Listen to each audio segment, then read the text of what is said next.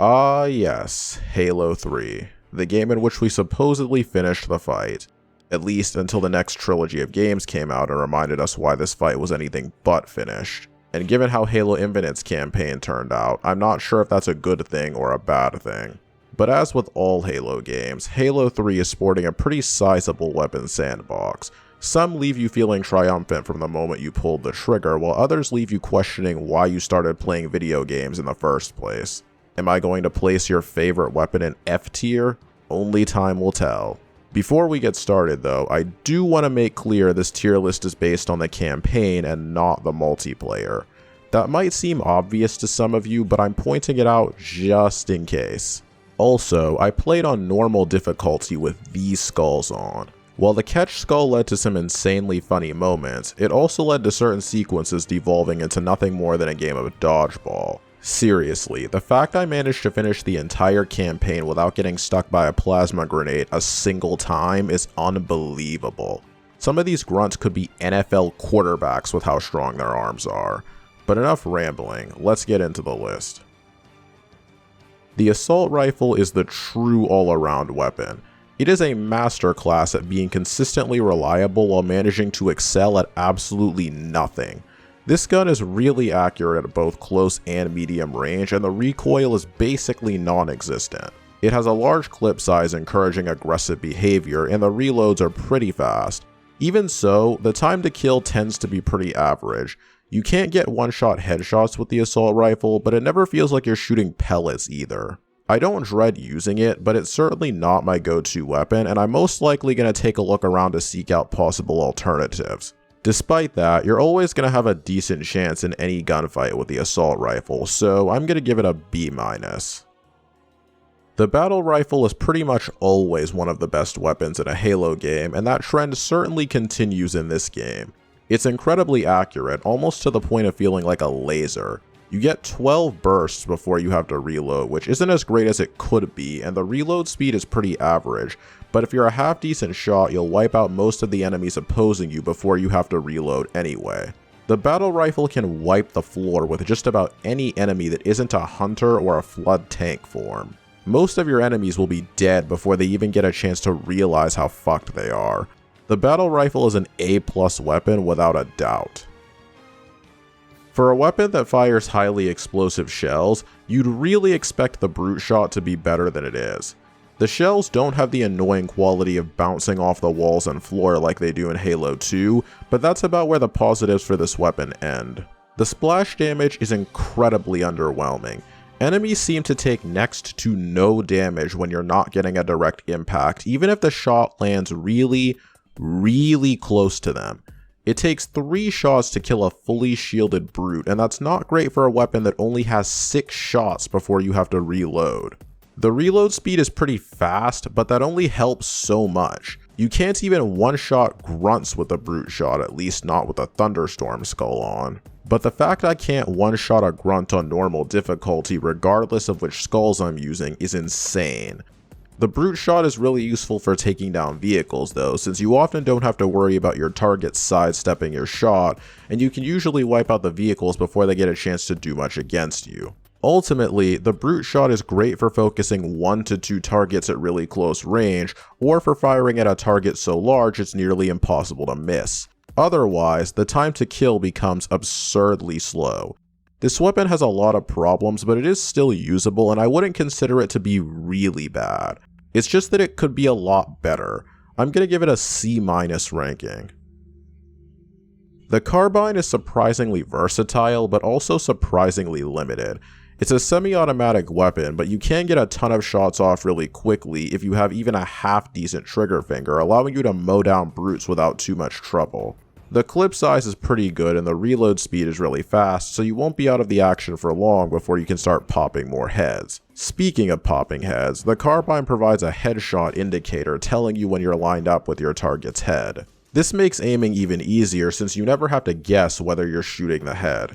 This weapon does come with its drawbacks though. The Carbine is damn near useless for dealing with flood combat forms, and completely useless against tank forms and ranged forms. It takes a stupid number of shots to kill when facing the flood with this weapon, and you are going to feel it really quickly. If you're facing more than 2 to 3 flood enemies, you're gonna have to scrounge up ammo in the middle of the fight just to have a chance to survive it. The Carbine feels like a double-edged sword. It handles really well, and I'd argue it's just as good as the battle rifle against the Covenant. But against the Flood, it's significantly worse than the battle rifle, almost to the point of being downright unusable. It's a tough call, but I'm going to give this weapon a rating of C+. You really have to pick your battles with this weapon if you want to succeed with it. If you're really interested in trying to save the universe from Truth and the Flood with a gun as strong as a 3-year-old toddler, look no further than the Magnum. There's not much good to say about this one, guys. It's only remotely viable when you're getting headshots, but outside of that gray area between close and medium range, you aren't going to be getting too many headshots. You can't scope in with the Magnum like you can in other games in the series, and there seems to be a bit of randomness as to where your shot actually goes. There were times where I swear my shot should have resulted in a headshot, but the game said hell no. The time to kill is completely unmanageable if you're not getting headshots. While the Carbine has some issues with time to kill, that weapon can at least be fired really quickly to somewhat offset that. The Magnum cannot be fired quickly, and the damage per shot is pitiful. Even when dual wielding, the amount of time needed to kill so much as one brute is just absurd. The Magnum is D tier. It has loads of disadvantages with no advantages to make up for it. Based on everything I just said, you might think I consider the Magnum to be the worst weapon in the game. And you would be wrong, because we haven't talked about the Mauler. Holy shit, this weapon is terrible. Using the Mauler is like using a shotgun with so little range it makes an actual shotgun look like a sniper. You are not killing anything with the Mauler outside of point blank range. Seriously, you'd be better off punching the enemies to death than trying to kill them with this piece of shit. And don't even think about dual wielding because that does nothing to help. The damage per shot is so unbelievably terrible, it just does not matter. The Mauler does not fire shotgun shells, it fires gummy worms. F tier, straight garbage, don't even try it. Okay, now that we're at the halfway point, I want to talk about the Gimmick Weapons. These are weapons I think are either too niche to get a traditional A to F rating, or I just don't really have much to say about them. For these weapons, I'll simply be classifying them as really fun, kinda fun, or not fun. The Energy Sword is the ultimate close-range killer. It decimates just about everything, including Flood tank forms. Being able to slice up your enemies faster than Gordon Ramsay slices up his chefs on Hell's Kitchen makes the Energy Sword incredibly dynamic and overall really fun. The Gravity Hammer is similar to the Energy Sword, but a bit more clunky and it doesn't feel as satisfying to use. Even so, you can still smash up Flood combat forms with little bacon bits and eat them, so I'll say it's kinda fun. The Rocket Launcher is really fucking fun. I mean, it's the rocket launcher, what did you expect? Any weapon that can kill 2 hunters in a single shot is automatically really fun. This one is kind of a no-brainer. Moving on. The sniper rifle is just kinda fun. It's like the battle rifle, but not nearly as fulfilling to use. Unlike the battle rifle, which is effective at all ranges, the sniper is kinda awful outside of long ranges. I get that's the point, but that doesn't change the fact it's still not as fun. The Spartan Laser is basically the rocket launcher, but with a charge up time that is utterly mind-numbing and less ammo. It's satisfying when you finally get a shot off, but more often than not I just wish I was using the rocket launcher instead. Honestly, Sergeant Johnson uses the Spartan Laser better than the Chief ever could. It's a kinda fun weapon, I guess. Now on to the second batch of standard weapons, starting with the Needler. This weapon is nothing short of spectacular. The tracking abilities on the needles are so good you could use them to find your stolen wallet on the other side of the planet. Once you pull the trigger, it is lights out for anyone standing in your way. The needles will often still track to enemies even if they attempt to dive out of the way, and a single needler detonation will wipe out brutes nearly instantly, even those with stronger armor.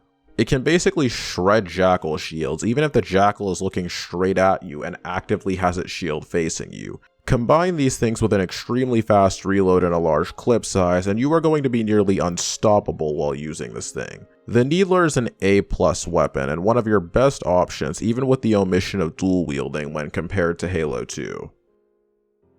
The plasma rifle is a tricky weapon to talk about. It's similar to the Carbine in that it's great in some cases and really bad in others, but it's for different reasons. It's pretty accurate even at longer ranges as long as your aim is decent, and it doesn't require any reloading courtesy of being an energy weapon. However, the main factor affecting the plasma rifle's effectiveness is whether or not you are dual wielding it. When dual wielded, the plasma rifle is a great option for overwhelming enemies since you can put a lot of shots downstream in not a lot of time. It also has a large energy pool, so after you find one you won't need to replace it for a long time. When dual wielding, you'll usually kill enemies quickly enough that you won't really have to worry about your rifles overheating before you can finish them off. When not being dual wielded, however, the plasma rifle is one of the worst weapons in the game to the point it's arguably an F tier weapon. With only one rifle, the time to kill is so slow you will almost always overheat your gun before you can kill more than maybe one enemy, and if you're getting swarmed by multiple enemies at once, that's basically a death sentence. It feels like a war of attrition you're destined to lose. I'm honestly really torn on this weapon. When being dual wielded, it has an argument for being a high B tier or maybe even a low A tier weapon. When not dual wielded, it's a low D tier at best. To be fair to both situations, I'm gonna go in the middle and give the plasma rifle a C ranking. It is the ultimate example of two sides of the same coin. I know I said the battle rifle was like a laser earlier, but the Sentinel Beam is actually a laser and a really solid one at that.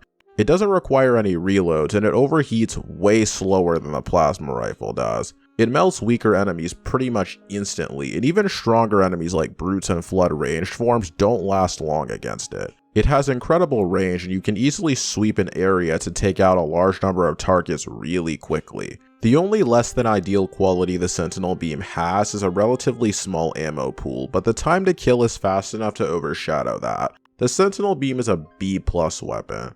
If it had just a little more ammo, it'd definitely be A tier. I'm not sure why so many Halo weapons that are supposed to be good at close range manage to not be very good at close range, but the shotgun is yet another example of this. The 2-shot kill range is terrible. And yes, I said 2-shot kill range because don't even think about getting 1-shot kills with it unless you're taking on flood combat forms, which can be fought more easily with many other weapons in the game. You're gonna need 2 to 3 shots to kill a fully shielded brute, but it's gonna be 3 most of the time because of the aforementioned terrible range. This means if you miss even a single shot, you'll probably only get 1 brute kill before having to reload, which is a huge problem in itself since the shotgun's reload is disgustingly slow.